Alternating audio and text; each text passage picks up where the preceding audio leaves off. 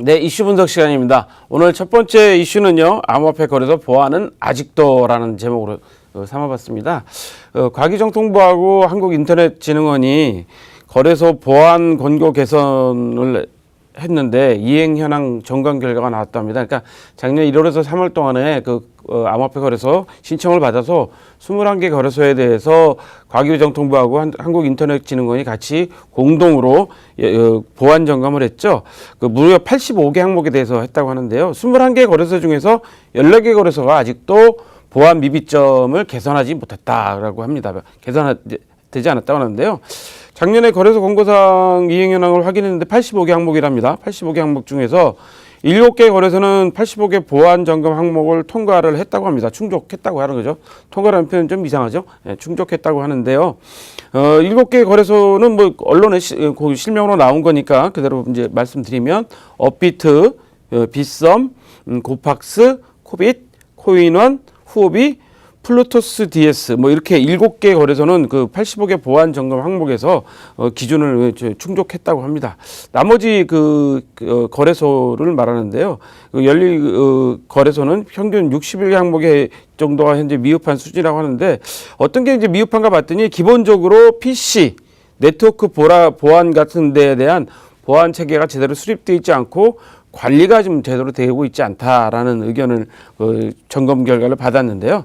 과기정통부에서 지금 거래소가 사이버 공격이 많이 지금 예상되고 있다 올해 안에 따라서 시급히 좀 이행할 것을 촉구했다고 하는데 나머지 거래소들은 왜 현재 이렇게 정부에서 보안에 대해서 강조를 하고 있지 않는지 좀 걱정스럽습니다. 왜냐하면 저희가 2019년도 7대 이슈 5대 이슈로 말씀드릴 때 거래소 보안 문제가 좀 상당히 이슈 중에 하나로 올라와 있거든요.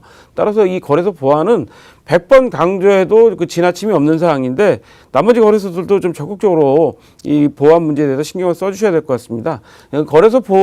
거래소의 보안이 소비자 보호, 그러니까 결국은 암호화폐와 관련된 또 블록체인과 관련된 모든 분야에 보안이 철저하게 생명이고 소비자 보호의 첫걸음이고 시장을 살리는 길이라는 걸 좀 인식하셨으면 좋을 것 같아서 첫 번째 이슈로 삼아봤습니다.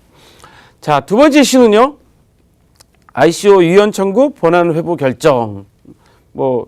여러분들이 지난번에 헌법재판소에다가 프레스토로라는 회사에서 헌법소원을 제시한 걸 뉴스를 말씀드렸었는데요.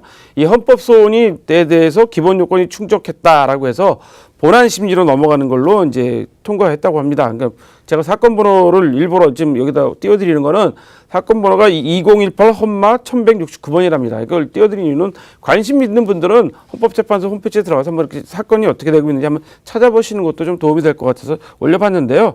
전원재판부로 넘어갔답니다. 서면 심리를 원칙이라고 하고 있는데요. 자, 여러분들 잘 아시다시피 일단 우리가 이거 유연 신청을 하게 되면 우선적으로 먼저 접수를 합니다. 접수를 받아가지고 이게 과연 헌법재판소에서 해야 될 사항이냐, 심리를 해야 될 사항이냐를 먼저 심리를 하는데 거기에 통과했다는 거죠. 거기에 통과했죠. 그래서 현재 제시한 측을 보면 ICO 전면금지가 기본권을 침해하고 법치주의나 과잉금지 원칙이 위배되고 있다고 하고 있고요. 근데 정부 쪽에서는 전면금지 조치 법률 근거를 명확하게 밝혀야 됩니다. 그래서 만약에 유연 결정이 되면 명확한 규제 방침이 이제 나와야 되겠죠. 언제까지 법을 제정하라고 해야 되는 건데 접수일로부터 보통 180일 내에 결론을 내려야 되고 9명의 헌법재판관 중에 6명이 찬성을 해야지 이제 현재 결론이 나게 돼 있는데요.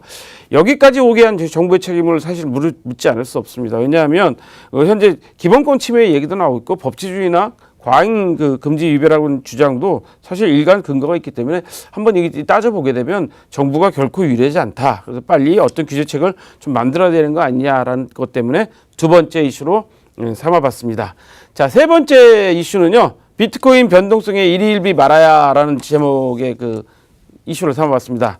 현재 비트코인 가격이 지금 410만 원대에서 왔다 갔다 하고 있고요. 이더리움은 14만 4천 원 정도의 지금 현재 시각으로 왔다 갔다 하고 있는데 비트코인이 최근에 5% 넘게 급락하면서 3,800달러대가 이제 무너졌잖아요. 그러다 보니 다른 알트코인들도 따라서 6에서 14% 정도 현재 급락했다고 하는데요. 며칠 사이 50% 급등했던 트론도 지금 현재 보합권에 가 있고 하는데요.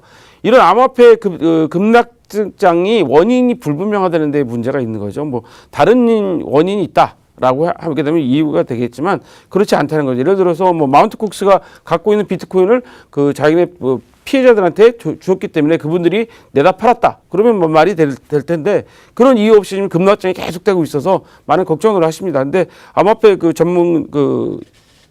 전문가인 노샘용이 급등락에 일일이 반응할 필요 없다. 뭐 시장 동향이 바뀐 게 없으니까 뭐 장기적으로 봐야 되겠다라고 합니다. 결국 이유 없는 급등락이 결국 신뢰성을 저하고 있다는 걸 보이기 때문에 오늘 세 번째 이슈로 삼아봤습니다.